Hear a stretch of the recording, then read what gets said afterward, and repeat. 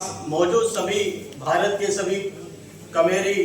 कौम के मेरे सम्मानित लोग, मैं सबको प्रणाम करता हूं। और देखिए, जो संविधान के बारे में बात है वो भारत के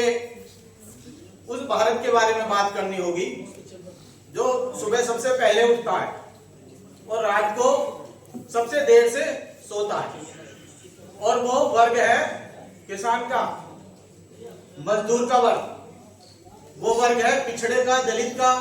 अल्पसंख्यक समाज का वो वर्ग जो कमेरी कौम है। वो वर्ग है उन माताओं बहनों का जो सुबह को उठ जाती हैं, बच्चों के लिए खाना बनाती हैं और रात को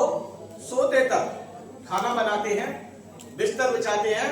और सो जाते हैं। तो ये वो वर्ग है जो किसान खेत पे काम तो करता है, रेट तय नहीं कर पाता। वो मजदूर है जो गांव से आता है शहर में मकान निर्माण के लिए, पर यह तय नहीं है कि उसको मकान मिलेगा कि नहीं मिलेगा शहर में। उन पिछड़े समाज, दलित समाज, अल्पसंख्यक समाज के लिए भी ये संविधान जो कमेरी कौम है उनका हिस्सा तो है मेहनत में, लेकिन नीतियों में उनका हिस्सा नहीं है। तो हम जब संविधान की बात करें तो संविधान में जब किसान दिल्ली में धरना देता है अपने हकों के लिए और ये सिस्टम खामोश रह जाता है, जब नोटबंदी में लोगों की मौतें होती हैं और मौतों पर आंकड़ा पूछा जाता है, बात की जाती है, तब ये सिस्टम खामोश रह जाता है। लॉकडाउन में मजदूरों के पैरों में जो छाले पड़े, उन छालों पर जब बात की जाती है तो सिस्टम खामोश रह जाता है और मौतों पर खामोश रह जाता है।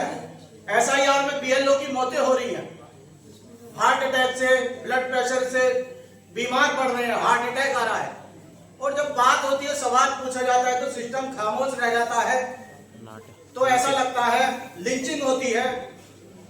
अल्पसंख्यक समाज की, गरीब की, पिछड़े की, सिस्टम खामोश रह जाता है। तो ऐसा लगता है कि संविधान सिर्फ कागजों पर, और संविधान कागजों पर नहीं रहना चाहिए, क्योंकि जो संविधान है, इस संविधान के कारण मैं तो खुद किसान परिवार से हूं, खेती करता हूं, इस कारण ही यहां खड़ा हूं क्योंकि संविधान में कोई पीछे नहीं है, कोई आगे नहीं है, सब बराबर है। और बराबरी की जिम्मेदारी जो है बताने की, वो लगातार इन बड़े सेमिनार से जानकारी तो मिल रही है। तो मेरा ये निवेदन भी है कि इसको हम आगे बढ़ा के ले जाएं, जिले पे ले जाएं, तहसील पे ले जाएं, ब्लॉक पर ले जाएं, जन जागरण करें और ये जाने और माने भी कि जो देश चले